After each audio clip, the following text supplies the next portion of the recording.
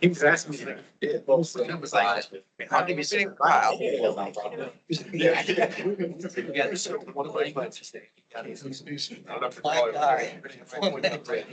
doing pretty good. Zero. It's really just, it's funny. But yeah. I had one guy leave for Ernst and Young. We're going to try to get through this sooner than later so that you guys can join us for happy hour after here or whatever you'd like to do. Yeah. As soon as we're done. Yeah. I think Percent is being set up or is set up already. So move it.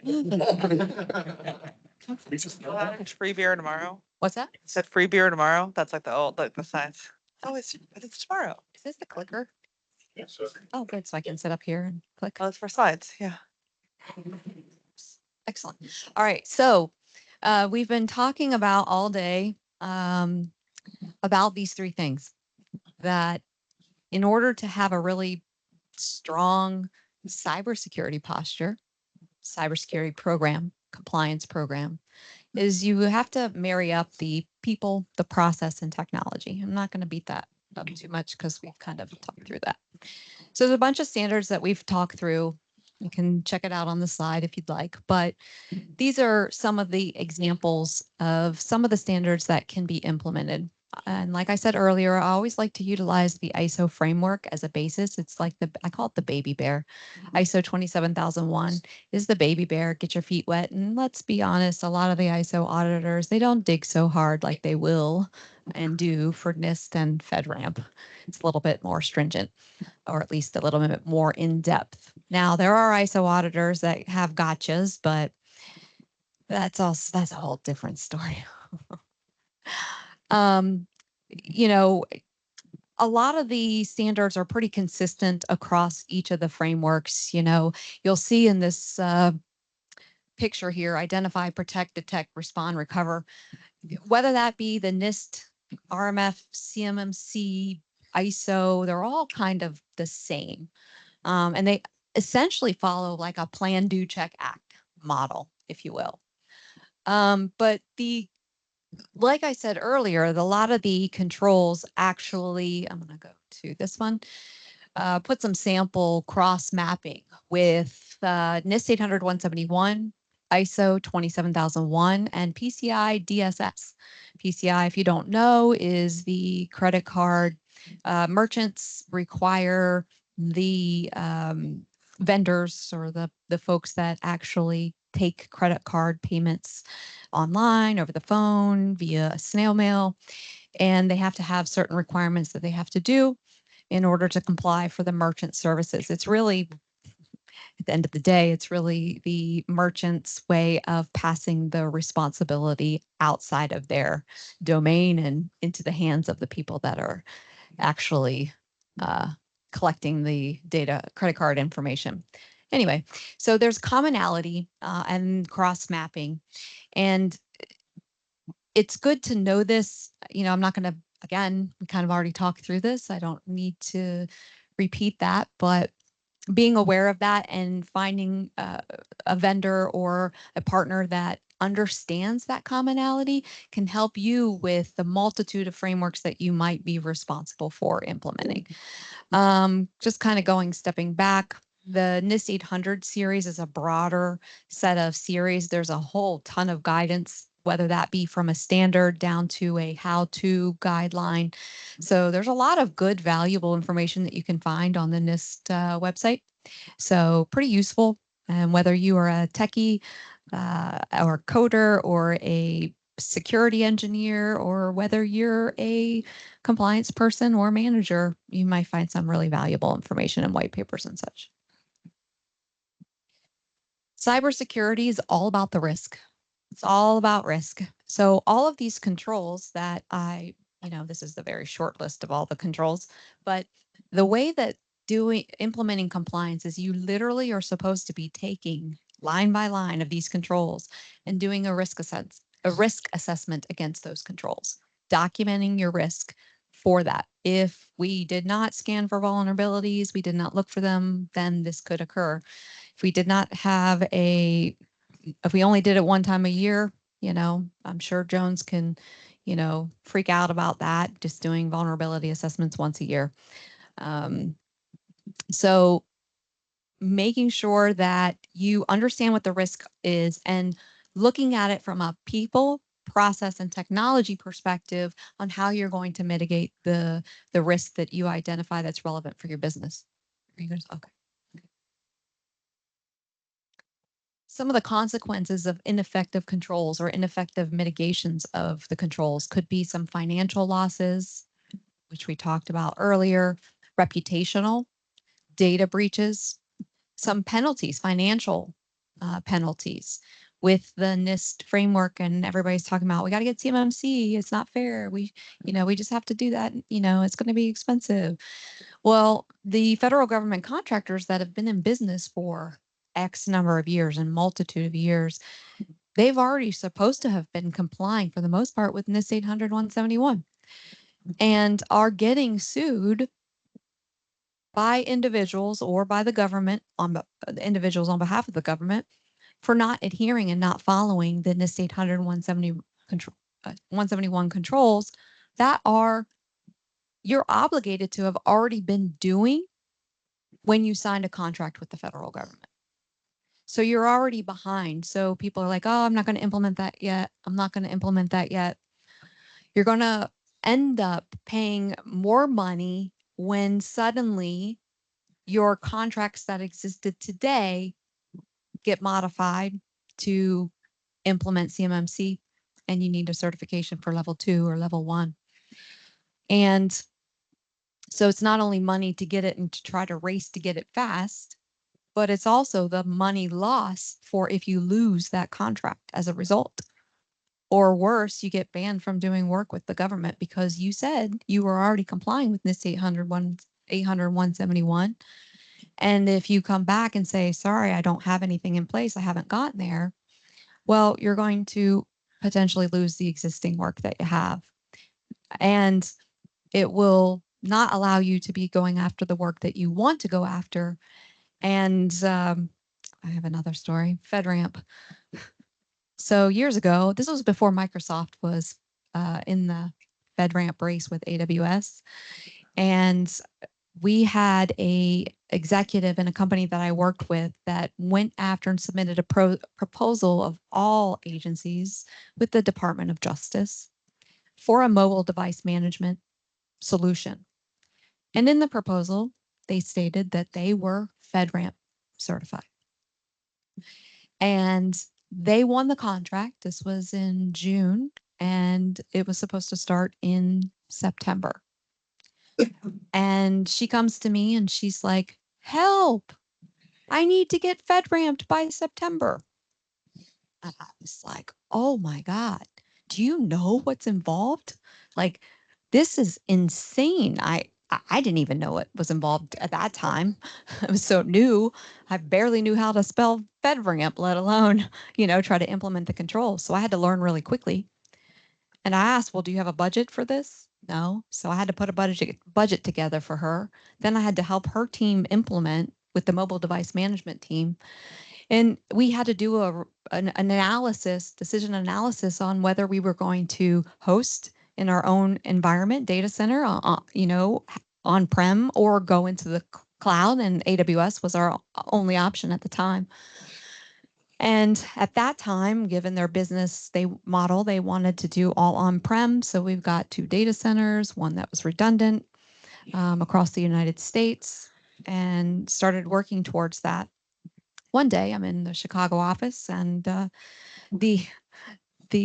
one of the senior engineers comes to me, and he's like, "Beth, you're going to be mad." I was like, "Oh no, what's wrong?" Well, for this part of the mobile device development, we had to engage a contracting company. Okay. And they're in the Ukraine. And it was around the time that the Ukraine missile stuff was happening. And I was like, they're helping. They have global admin. shut it down, shut it down. Everything went screeching to a halt. I said, cut the access. I went to the IT department, cut their access. We can't do this because now what could have happened is they could have put a back door into that environment, that technology, that code. So they ended up not making the deadline. And at that point, I was like, I am done with this company. This is ridiculous. I'm moving on, starting my own company, moving on, which is what I kind of did. They eventually got the FedRAMP certification, but it was a long road. The SSP was 1,000 pages long of a Word document. And, you know, they're lucky that they didn't lose their capability to do work with the government, and they're lucky that they didn't get sued by the Department of Justice. I don't know how that happened, but they managed to move through that. So there are, you want to say something? Yeah. I was just going to say there are a lot of operational impacts from that. As you can see, probably just about everything on that entire list of consequences of ineffective controls was probably hit with just that story. Go ahead. And I will say with the, when NIST 800-171 was put into the DFARS clause 7012, and they weren't checking, and in 2019, they said, thou shalt now start go checking. One of the things we did find in defense of contractors, I will say, that people were putting in the 7012 clause boilerplate. Company didn't have CUI, but they had the 7012 clause. So why is that clause there when they don't need it? And so one of the things, I did while at DCMA and they continue to do is from the DoD down is work with the program offices and to ensure, does this contract really require CMMC level 2? Does this require that DFARS clause? Will they have CUI? And then well, what is CUI? Well, this is what NARA says, but we're not labeling everything. So then it's also, everything is CUI. And that's how big companies have always handled it. Government's not identifying because it's government's supposed to identify. So we're just going to label it all. So now do we have an overprotection of information with our contractors? And so there's been a lot of work too, and there's still work to be done between the contracting program offices and contracting officers to the contractors, because maybe you don't need your own environment. Maybe it is just an enclave, or maybe it's just B2B access into theirs. And so those are some of the things that a lot of these large companies, DoD CIO office, the work that is being done to also help try and minimize the true requirements and then the cost overall. But I'm going to take your job, Ryan. Kyle, quiz question to you. Security or compliance, which is better? I'm not going to answer that. Come on. I won't get mad, I promise. All right, Beth. Compliance or security? Is compliance security? No, Is security compliance? no. All right, now you want to answer it. I'm just not saying which one's better because I feel like I get in trouble either way. Okay, well, not which Oh, one's no, better, you but won't. okay, is compliance security and why? Compliance is making sure things are, or you're doing the things that are making things secure. Security is the act. Cybersecurity is the act of configuring things, and compliance is making sure you're configuring those things. Trust but verify. Yes. What is your thought, Beth? There's no right answer. I think compliance is an enabler of security, and it sets you up to have the ability to have confidentiality, integrity, and accessibility to the data that you're trying to secure. So I think it enables you to put in these practices, these controls in place to better support, whether that be from an IT, cybersecurity, compliance process, or what have you. So I feel like compliance is an enabler. And I think it's, compliance isn't security, but security doesn't necessarily mean compliant either. Compliance, like for a lot of these regulatory compliance, in my mind, it's a baseline. Like everybody's like, CMMC sucks. It's not even secure. It is it is getting you there, but then Well, you can go beyond that. We're not saying this is the best, but this is your baseline. This is your bare minimum. And I mean, bare minimum still is a see-through curtain. Like you just put up a piece of paper, the sunlight still comes through. So it's the bare minimum, depending on what you're looking for. But compliance, I think similarly, compliance is not secure, but with security comes compliance. Is it safe to say that if you're compliant or you put compliancy in place, then you know what security measures you actually have to take? To an extent, which is why I say compliance does not equal security. And if you're compliant, that does not necessarily mean you're secure. So if you're thinking that you're going to just check all the boxes, then whew, I'm secure, nobody's going to hack me, nothing's going to happen. That's not, and so I think it's interesting to kind of talk about and hear how people compare the two, because that's also something that is a misconception that people think if I am compliant, then I'm automatically secure, but that's not the case. But it's a good way you can be baseline minimally secure. You know, you're a 2 on a scale of 10 or maybe a 4 or a 5, but you know, that's all that you need is a bare minimum, because CMMC is going to give you that bare minimum, but there's more you can do beyond it. Can't have one without the other. Well, and you know, the standards, the frameworks give you something to start from. Because because the controls are spread out across so many different domains and areas, you know, there's some cybersecurity, there's some IT specific things, there's different skill sets, network, um, areas that it gives you something to start from. And if we go back again, it's all about the risk. Implementing those controls helps you to be aware, to help you mitigate the risk, to help you reduce perhaps the severity for when it is realized, because often those risks will be realized in the sense of a cybersecurity incident, for example. Gives you a common approach to doing something, of a repeatable process to doing something. And you have to continuously look at those risks and reassess, because you have to be mindful of what threats are out there. Much like the car example this morning, the threats are evolving and they're getting smarter, or they're getting way ahead of the technology. So you have to continuously be evaluating what you have in place and make it better over time. And so then it's about process improvement as well. Yeah, and I think compliance is also assuring that something is being done. Like when it came to that one company that did not pass their assessment, you know, one of the things, well, we haven't had to report anything because nothing's happened.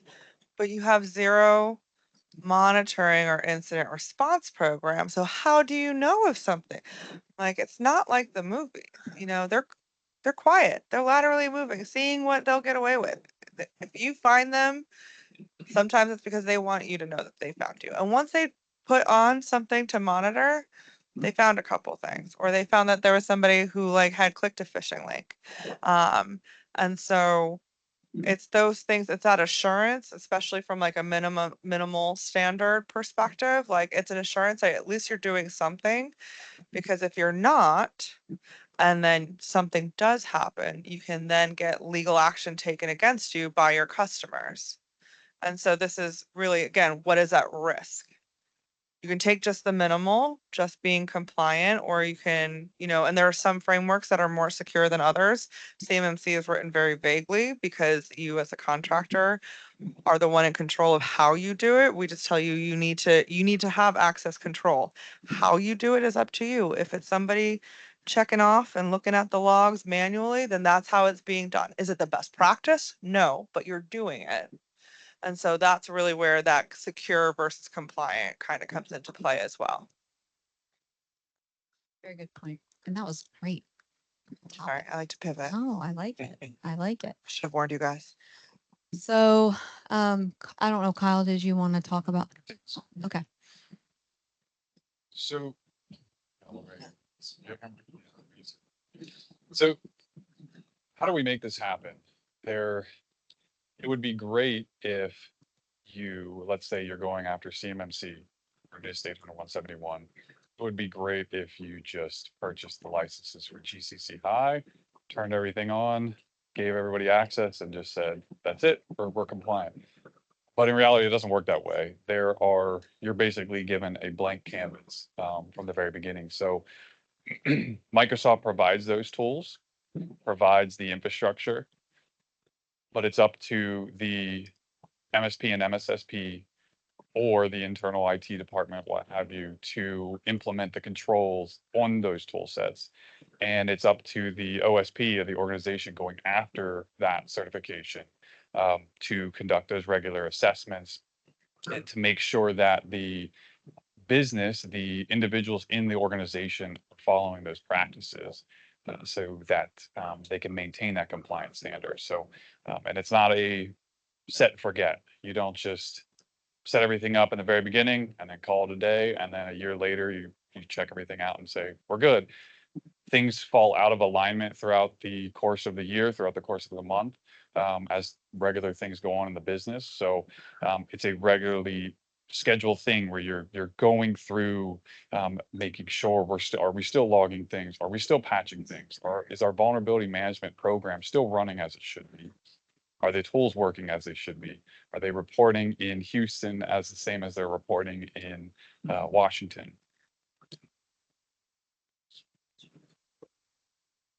Can you go back? So you've got three zones of responsibilities between your MSP, the companies, and Microsoft. So when you're implementing things like 800.171, what standard playbooks does Microsoft provide in order to assist both the MSPs and the organizations in implementing these standards versus recreating the wheel one company at a time? What a great question, Tim. So the SSP that you can get. So Microsoft has the Service Trust Portal. This is where all of our documentation lives.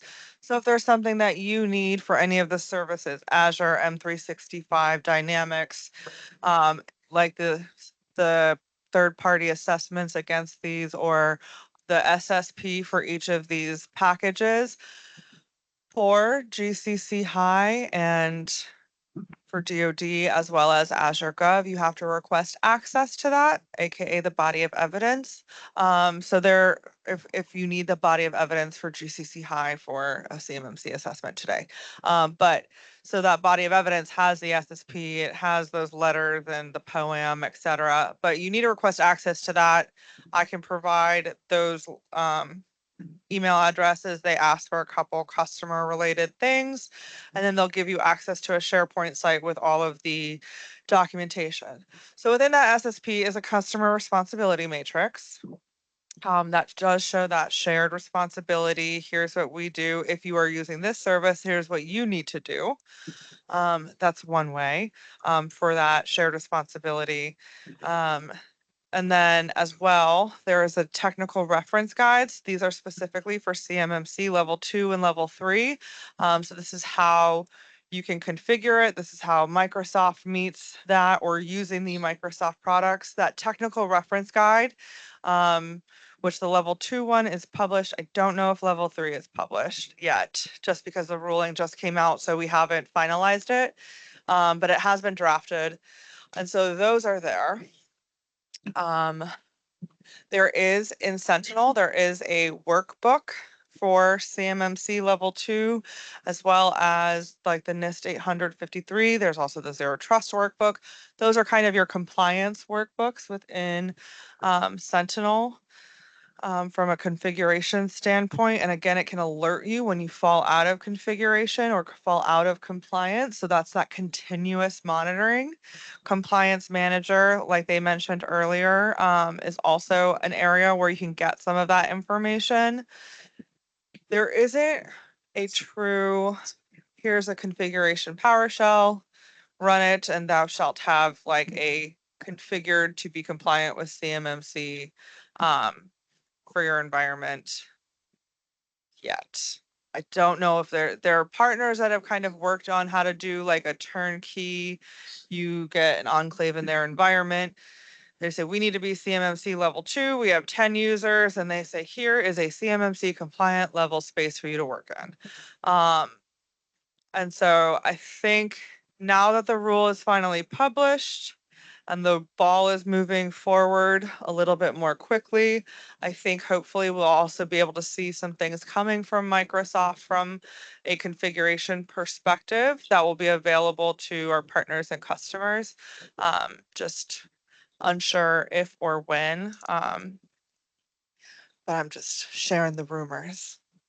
But so that the technical reference guide is probably the best, as well as there's the CRM, the customer responsibility matrix, that is part of that service trust portal, that breaks it down as well. So those are probably your two best documentation pieces from Microsoft that can help both an MSP as well as customer with any documentation.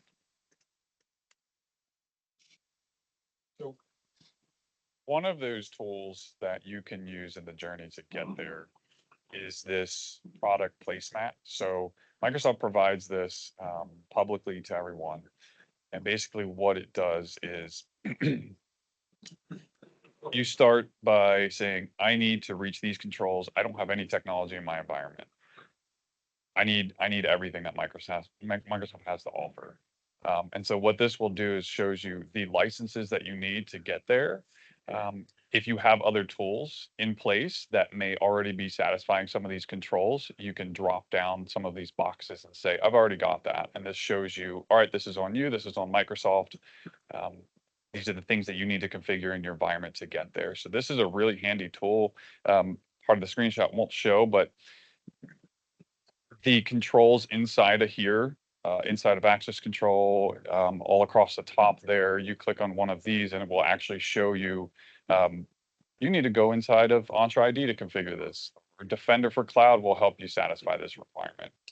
So it's really helpful in getting there, getting started and knowing what license types you need to purchase to make this happen. I think, doesn't it also, correct me if I'm wrong, and I might be wrong, doesn't it also say the organization needs to do XYZ? That's right. That's right. Yeah, what's not shown, what's like lower, like down here, is the Microsoft Responsibility OSC. And you can change these services. You do have to enable the macros because there's a lot of work behind all of this. Actually, one of our partners made it. Again, we love our partners. But you can put what your current licensing is, what current tools you have. And then if you're thinking, well, I want to get like a good one. I want to add RBAC. How's that going to change the shared responsibility configuration service mapping? And so this basically, they worked with all of our product groups to get all of the products and figure out where they fit in across each of the requirements, to help make it easy when you're trying to determine the services. Yeah, and what's cool is if there's some tools on here that you don't necessarily have in your environment, if you toggle them off on that left column there, you can actually see how that affects the controls and what you need to satisfy on your own or with another tool set. So there may be things that you're not aware of that you're not going to satisfy, and you didn't know Microsoft offered a tool for that. So this is kind of a little hack to figure out, okay, hey, I didn't know that named locations, if I have that turned off, I need to do something else to satisfy that. So I could turn that on, and now I know I'm doing this in a manual way, or I'm using another tool set to accomplish this that costs money every month. Let's just shift this over to Microsoft because it offers it already on the platform natively. And we can, from the compliance team, can use this in conjunction with the gap assessments that are performed against the standard NIST 800-171 CMMC standard, and help come up with a roadmap that we can manage for you, with you along the way from a remediation perspective, and help identify and help prioritize these based on your risk tolerances, because these things do cost money and you may not have prepared that in your upcoming 2025 budget, but some things may be more critical to implement, and working with the technical cyber compliance and teams and STAG teams, we can kind of help you come up with that roadmap and help you progress forward to manage that remediation, and not only just that one time, but ongoing basis. If you put that in a regular operating budget, yes, it's going to take X to get there. and then recur. Let's have a monthly. We know that monthly we're going to be doing stuff against, the compliance component. Add it into your budget for the future so that you continue to maintain and make it a way of life. So there was a lot of different technology, different tools on that previous slide, but I like to break it down into some core areas on the Microsoft tech stack that you may have heard about, or you may have, you heard in passing, but didn't really understand what it does. These are really crucial in meeting a lot of the controls. So I got to start at the bottom right because I feel like this is the entry point. Everyone on Microsoft will have an Entra ID account. So when you're logging into your phone to check email, when you're logging into your laptop to do your work every day, you have an Entra ID account, and that identity that you have, that's giving you access to other things in the organization. That's what's being secured when you're accessing SharePoint files, for example. You're part of a group, so you can access those files. These are some of the controls. These are some of the tools that will help satisfy some of the controls inside of the compliance standards. Microsoft Intune, this is what's managing your endpoints, your workstations, your phones, your tablets, and this does a lot of the technical configuration, the policies that you're pushing to your computer. So if you think about maybe 10 years ago and you hear the word group, or you hear the words group policy objects, Microsoft Intune does a lot of what that was doing in the past and helps satisfy a lot of those controls to users that are working both in the office and remotely. You could push these policies to them. You can validate that these policies were pushed to them, which again satisfies controls on that side. Defender, that's your antivirus, which links up with Microsoft Sentinel. Sentinel is what's collecting all of the information coming into, coming in from all of the different tool sets. Azure Monitor, something I like to mention with this platform is maybe you're not completely in the cloud. You have devices on premise, you have servers on premise, you have a presence in a data center. And so Azure Monitor allows you to link up with those servers using what's called Azure Arc to monitor what's going on in the environment, monitor the health, the performance of the servers in that environment, which again satisfies more controls. And then finally, Microsoft Purview. This used to be called the compliance center essentially.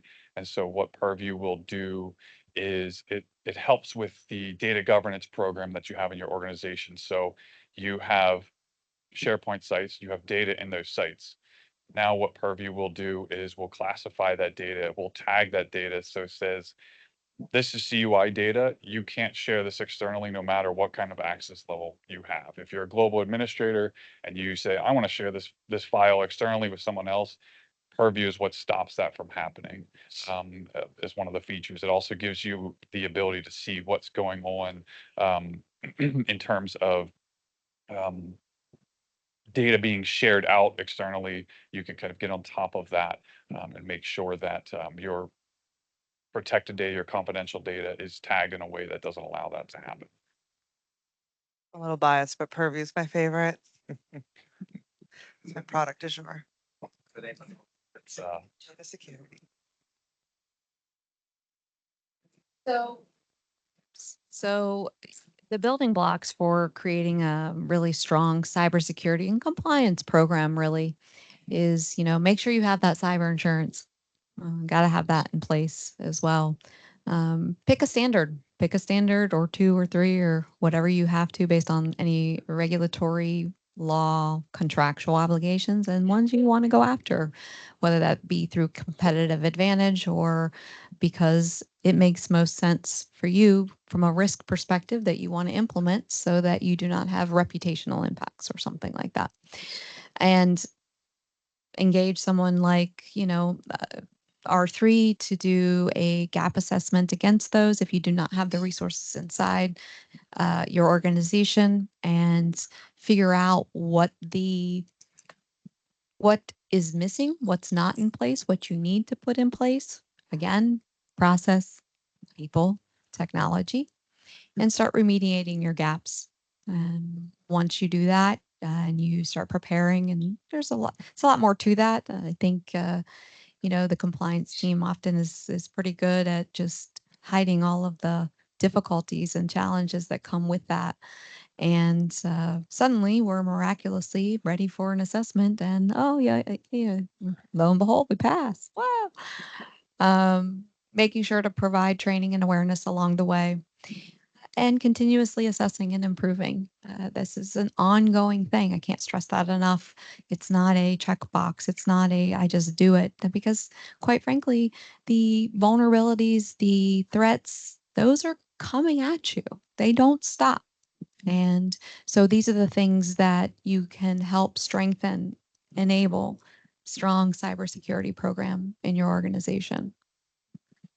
I'm saying if you don't know where to start, but you do use Microsoft, if you have ever been to the compliance portal, compliance manager, it's baseline when you first open it, similar to Secure Score. It uses the Microsoft security benchmark for showing you compliance. And so what that is basically a collection of requirements from multiple different regulatory bodies as well as best practices. And that's what's created the Microsoft Security Benchmark, aka the Azure Security Benchmark. And so you can see your score compliance percentage against those requirements right off the bat. And then you could then drill down to other specifics. But that security benchmark is meant to kind of be I don't know where to begin. Here's a collection of some of the security requirements that will give you a good foundational security program. Brian, that's the last slide. You have questions over there? I got a Before we few. Open it up. Carly, I'll start with you with Purview, with it being your favorite. What features do you find to be most useful, most beneficial, and maybe underutilized as you interact with different businesses? Well, it's starting to not be the most underutilized, but the data classification and data labeling. Again, it's one of those things people didn't know it was there or didn't know how to use it, didn't know what their data was. When we talk about change and how you input, the technology is easy. Getting to how you want to implement the technology takes planning. But so data classification, it can recognize out of the box social security numbers. You can train it to learn, and many more. Social security numbers is just easy. But there are trainable classifiers that can recognize what a medical record looks like. It can recognize, what a bank statement looks like. And if these sensitive information types, you can use that. Now that it's been recognized, it's now been tagged. You can now add a label like CUI. You can add encryptions. This can be a condition for your DLP policies. So you don't want any health data leaving the organization, or it can leave the organization, but is only allowed, like the DoD has a label DoD community only. And that DLP policy says if it has this label, and it is leaving the organization, it can only go to this whitelist of domains. You can whitelist, you can blacklist, you can create conditions as geolocation. You can create different conditions based upon what Entra ID groups they are in. And I think that kind of that data classification is the foundation to a lot of the goodness that Purview provides from a data security perspective, which is then what is going to then be honored in any of the co-pilots. So if I don't have access to a site that is a library that is labeled CUI, when I ask a prompt, it is not going to go search that if that library has an answer, but I don't have access to that library, it's not giving me that answer that's in there. It's going to either find it somewhere else that I do have access to, or I'm not going to get a response that includes that information. So it's really foundational, the data classification pieces. And just to re-stress, that really takes a lot of input and planning from the business. Business, yes, the From the data business. owners, The and data it owners, yeah. takes that buy-in and that effort to help the IT team with creating the labels, testing the labels, if you're going to create new sensitive information types, something that's cactus specific, you can train it, machine learning, to recognize that that is a sensitive information type. And you have to be able to give it that seed data, and that data owner needs to be able to verify and validate that, yes, this is working as it's supposed to. And now you have that new sensitive information type to use across the different policies. Awesome, thank you. Another one, is there such a thing as, and maybe this is the portal you mentioned earlier, but like a portal specifically for GCC High where I can in one place identify features that aren't available and maybe some training resources on how to, deploy different controls in there? Does such a thing exist? So there is, so on the Microsoft Learn site, there is a service description, and it has it specifically for each of the cloud interfaces. From an M365 perspective as well, there is basically a PDF that goes kind of feature by feature when it comes to identity, email, purview information protection, DLP, and what you get with each of the licenses. So that's all in the service description area of the Microsoft Learn site. I can also provide those for your follow-up email as well. You can also use Copilot. You can. Bing Copilot. There you go. That's right. Search the web. Bingo. And then Kyle, we already touched on, the different types of data and how that can drive some decisions around how you architect this environment that you're going to house CUI in. But what are some things you commonly also want to look for? So you want to ensure that you know where your CUI data is first and foremost. I think it's very difficult to classify that data to what, similar to what Carly was saying earlier, to find and classify that data if you're not sure where that's at. We've run into that more times than you might think. Organizations aren't quite sure where that's stored, or they think it's stored in one spot, but in fact it's all over the place. So I think really working with the different business leaders in the organization to understand where that's at, so that you can classify it accordingly. I think also there are times when the organization as a whole may not need to be in a GCC or GCC high environment. So understanding if there are individuals in the organization that are working on commercial contracts and there's only a subset working on federal contracts that require that level of compliance, really building out the environment and enclave, I think as we've touched on a little bit before, understanding who should go into that enclave, and creating the environment for them, and then building the compliance into that environment, the stricter standards and controls. Awesome. That's all I got. Opening it up to the floor. That's great. Hopefully you guys enjoyed today. I know I did. Thank you guys so much for coming today. Rob, did you want to do any closing remarks before we go to happy hour? Some of you that weren't here early on, many folks here are partners and teaming partners and clients and friends and other things. So thank you so much for coming out. If you need anything, you know where to find us. We look forward to continuing to build these relationships and provide all the things that we talked about today. Our relationship with Microsoft is only getting stronger by the day. We're building more and more cohesion between R3 and Microsoft, digging deeper and deeper, specializations in the services that we can provide, getting them to buy in and make investments in our partners and bring new innovative ways to support you guys. So I really appreciate it. Thank you. We plan on doing these more. Again, as I said, this is our first one. So we would like really constructive criticism and feedback on how we can do this. Maybe it needs to be a half day, maybe do it in the afternoon or the morning. Anything like that's going to help us be successful and give our partners what they're looking for. So please